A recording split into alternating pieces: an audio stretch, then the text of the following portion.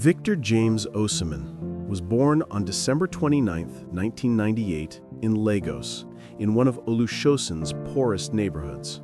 Not in a hospital, but in a miserable home where 6 people shared a room smaller than a bathroom.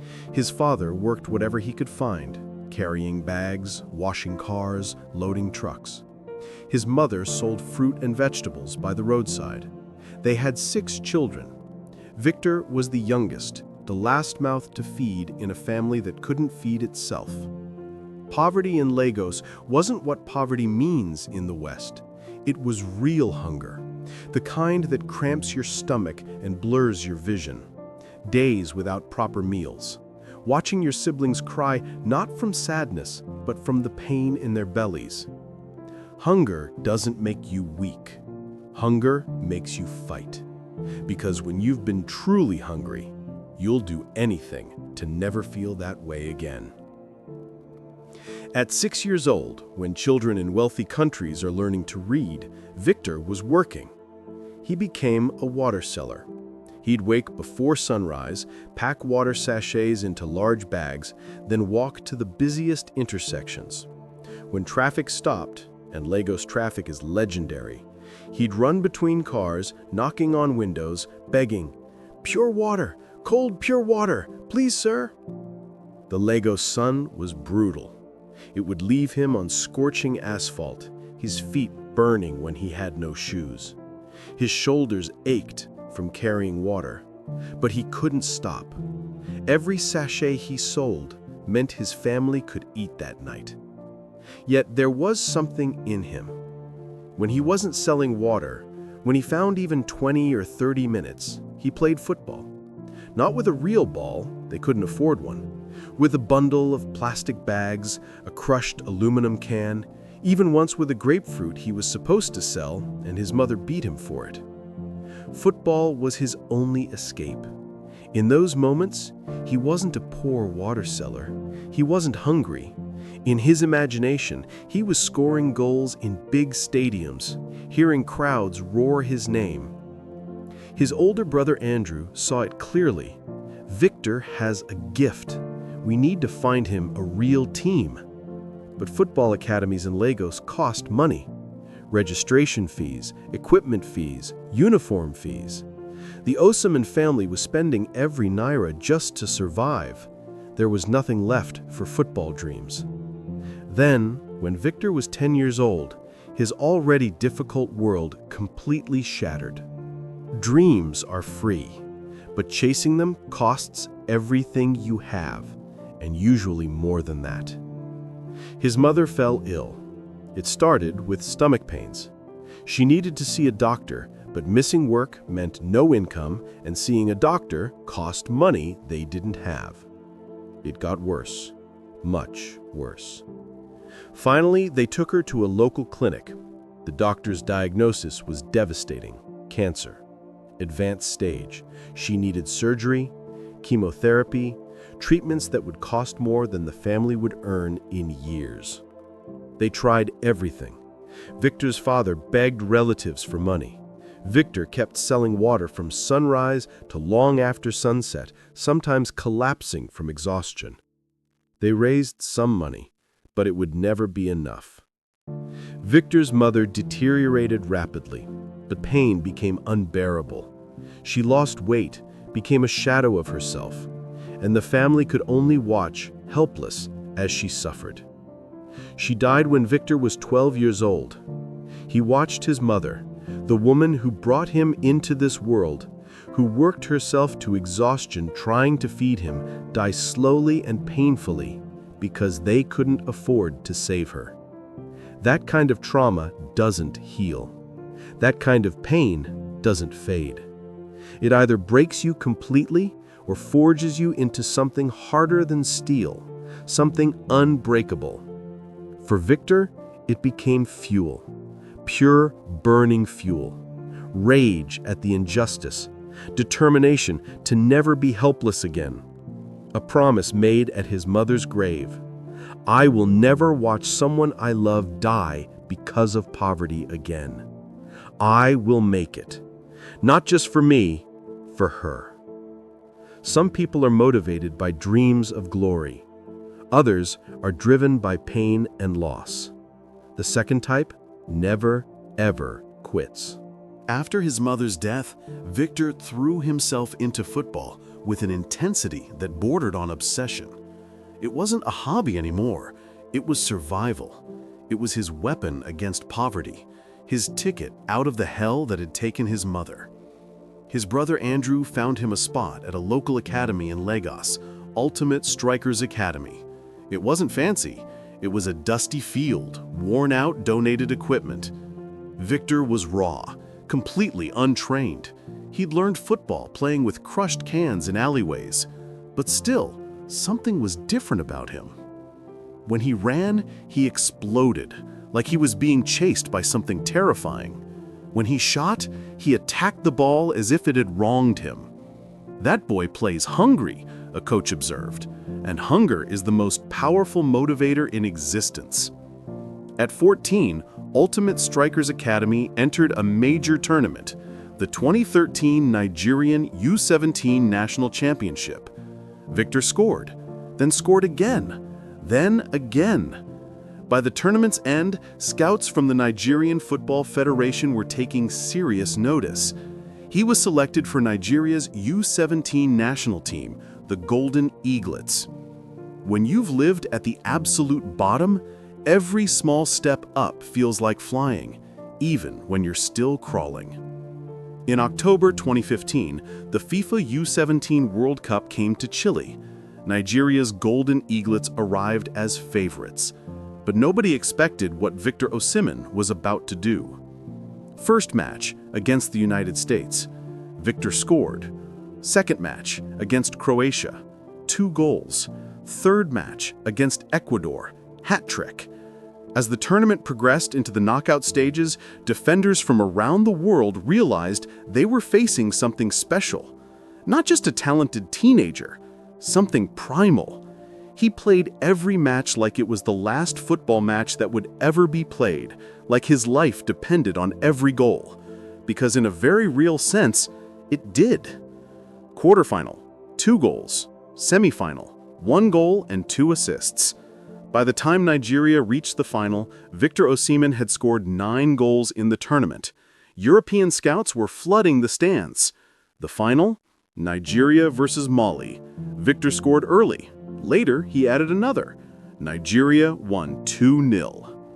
Victor Osimhen, U17 World Cup champion, tournament top scorer with 10 goals, a record, Golden Boot winner, Silver Ball winner. At 17 years old, the water seller from Lagos's slums was a world champion.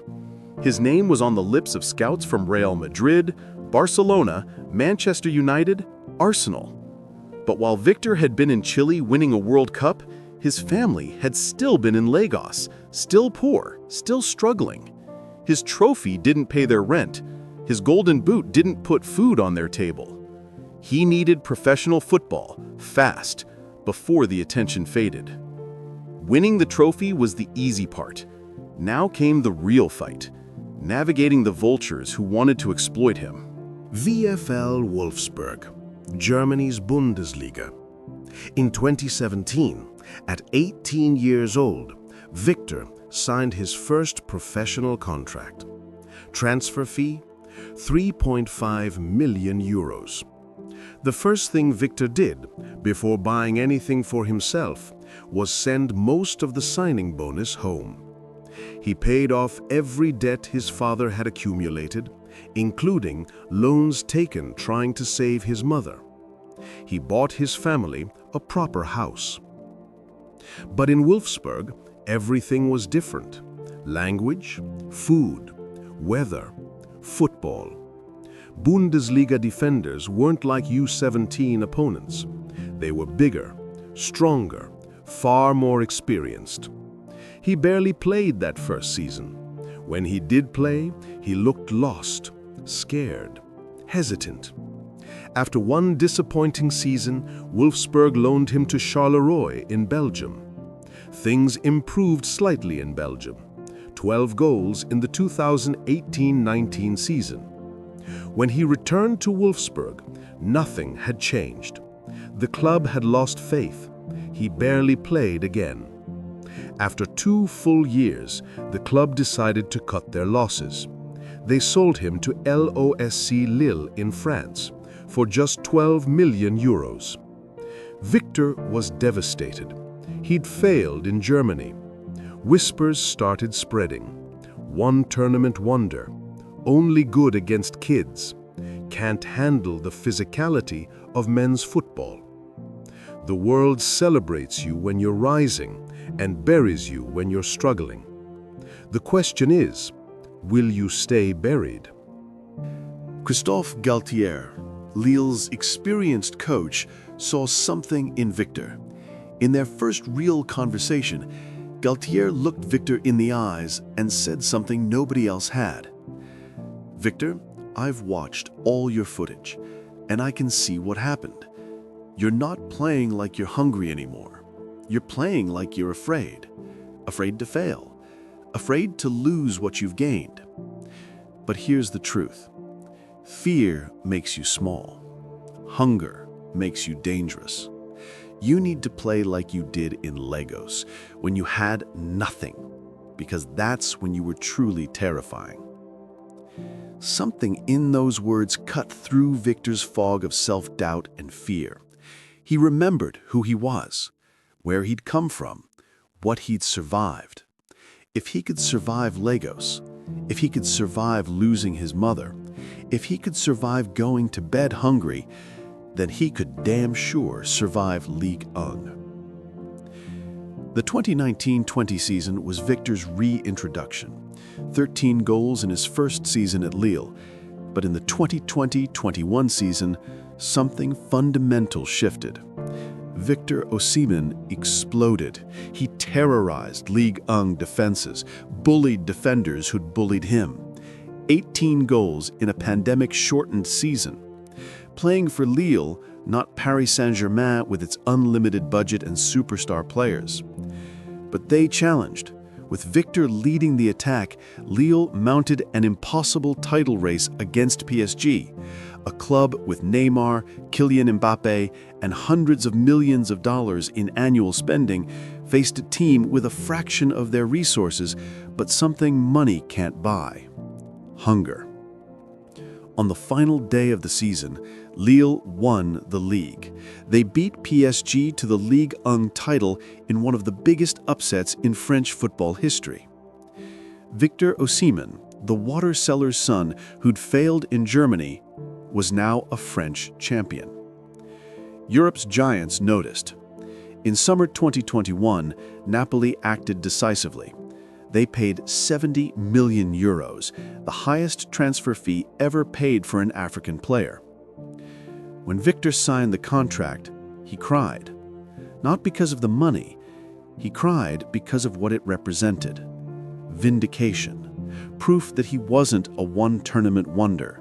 Proof that hunger and heart could overcome technique and privilege. Your price tag isn't your value as a human, but sometimes the world needs a number to understand what you overcame to get there. Naples, Italy. A city that understands struggle like few others. A city that, 3 decades earlier, had been home to Diego Armando Maradona, arguably the greatest footballer who ever lived. Napoli fans had waited 33 years for another Scudetto, another Serie A championship. They'd lived in the past, watching old Maradona videos, telling their children about the glory days. Victor Osimhen arrived carrying pressure that would crush most players. 70 million euro transfer fee, immediate comparisons to Maradona, championship expectations from a fan base that hadn't tasted success in over 3 decades. His first season was good. 10 goals in Serie A. Good wasn't enough for Napoli fans. They wanted greatness. Then disaster struck. November 2021. In a match against Inter Milan, Victor went up for a header and collided with Inter defender Milan Skriniar. Their heads smashed together at full speed. The impact shattered multiple bones in Victor's face. His cheekbone, his eye socket, fractured in several places. He collapsed to the ground, blood pouring from his face. Surgery. Emergency surgery. Doctors inserted metal plates and screws to reconstruct his facial structure. 6 weeks minimum recovery. When Victor returned to training wearing a protective black mask that covered half his face, teammates and coaches watched carefully. Would he hesitate? Would he be afraid? His first training session back, a ball came high into the box. Victor jumped, headed it powerfully into the goal. No hesitation, no fear. He headed the ball again, and again, and again, forcing himself through the psychological barrier until heading felt normal again. The mask became his signature. Fans started calling him the Masked Striker. Courage isn't the absence of fear. Courage is heading the ball when your face is held together with metal plates and screws. The 2022-23 season was Victor Osimhen's coronation, his moment of absolute dominance. From the season's first match, he was unstoppable. 26 goals in Serie A, the league's top scorer by a comfortable margin. But more than the statistics, it was how he scored. Powerful headers, solo runs where he brushed past Italian defenders, clinical finishes. Napoli, with Victor leading the attack, dominated Italian football like they hadn't in decades. They went top of the league in September and never looked back.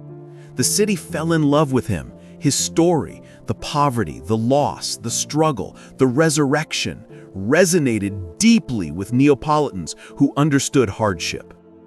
In May 2023, Napoli secured the Serie A title with multiple matches remaining. After 33 years of waiting, they'd won. Naples exploded. Over 100,000 people flooded the streets. Fireworks filled the sky. Old men wept openly, remembering the last time they'd felt this joy. And at the center of it all, being carried on teammates' shoulders through crowds of delirious fans, was Victor Osimhen, the kid from Lagos who used to sell water, the boy who'd watched his mother die because his family couldn't afford medicine, the teenager who'd failed in Germany, now the hero of Naples, now a Serie A champion, now being compared to Maradona himself. Italian media crowned him Il Re di Napoli, the King of Naples, Erede de Maradona, Maradona's heir. But when Victor spoke about it, he remained grounded. He said, "They compare me to Maradona, and it's an honor beyond words. But Maradona never sold water in Lagos traffic. Maradona never watched his mother die because his family couldn't afford medicine. My story is different. My hunger is different. I don't play to be compared to legends. I play to prove that hunger, real, painful hunger, can take you anywhere." In summer 2024, an unexpected door opened: Galatasaray. Many people question the move. Why Turkey? Why not Manchester United? Why not Real Madrid? But Victor saw something others didn't, something that reminded him of Naples. "When I came to Istanbul," Victor said in his presentation, "I felt something immediately. The fans here remind me of Napoli. They're not just supporters sitting in seats, they're warriors. They bleed for their colors." His debut at Türk Telekom Stadium was electric. 52,000 fans created an atmosphere that made the stadium shake. When he scored his first goal for Galatasaray, the stadium erupted with noise that could be heard across Istanbul. In the Europa League, Victor showed everyone that his move to Turkey wasn't a step down. He scored against Manchester United. He terrorized Tottenham's defense. People said Turkey was a step backward, Victor reflected. But hunger doesn't care about league rankings. Hunger doesn't care about prestige. I came here to win. I came here to give these fans what they've been craving. And winning in Istanbul, in front of people who love this club like I love my family, That feels just as sweet as winning anywhere in the world. The Galatasaray fans adopted him instantly, completely. They saw themselves in him, a fighter, an underdog, someone who refuses to quit. When he scored, the entire city celebrated. By 2025, Victor had become a Galatasaray legend in mere months. Another chapter in his impossible story. Another city conquered. They said Turkey was a step backward. I said, every step I take is forward because I'm still moving, and movement is all that matters. Today, Victor Osimhen is worth over 100 million euros. He earns more in a week than his entire family earned in a year when he was growing up. He lives in luxury homes. He drives expensive cars. But if you really ask him what he's most proud of, what achievement means the most, he won't talk about goals or trophies or contracts. He'll talk about his foundation, the Victor Osimhen Foundation, which he established to help children in Lagos's poorest neighborhoods, providing football equipment, paying school fees, offering meals, creating opportunities. Because he knows better than almost anyone, talent is everywhere, but opportunity is not. I was lucky, he says in interviews, but how many kids just as talented as I was are still out there selling water? How many Victor Osimhens died before they got a chance? How many potential champions are we losing because they're born into poverty? He'll talk about his family, his father, who no longer has to work manual labor, his siblings who all finish school, who have jobs and families. Most of all, he'll talk about his mother, about the promise he made standing by her grave when he was 12 years old, about how every single goal he scores is for her, every trophy he lifts is in her memory. I score goals for a living now, he said in a deeply emotional interview. People see me celebrate and they think it's about the goal itself, but it's not. It's about her. Everything I do is for her, to prove that her life mattered, that her struggle wasn't for nothing, that the son she raised became something she'd be proud of. Victor Osimhen's story started in Lagos's slums, selling water and traffic to help his family survive. It led through youth football in dusty fields, through a U17 World Cup triumph, through failure in Germany, through resurrection in France, through glory in Italy, and now to new adventures in Turkey. But the real story isn't about where he ended up or how much he's worth. The real story is about what he carried with him through every single step of that journey. Hunger. The kind of hunger that poverty creates in your bones. The kind of hunger that loss amplifies into something fierce and unbreakable. The kind of hunger that transforms a 6-year-old water seller into a champion, a hero, a king. They ask me if I'm satisfied now, if I'm living the dream, and I think, I'll never be satisfied. Because I remember too much. I remember my mother dying. I remember my father crying because he couldn't provide. I remember being so hungry it physically hurt. That's not something you forget when you sign a big contract. That's not something that goes away when you win trophies. It stays with you, forever. And that's what makes me dangerous. I am Victor Osimhen. I sold water so my family could eat. Now I score goals so the world remembers where you start doesn't determine where you finish. Your hunger determines that.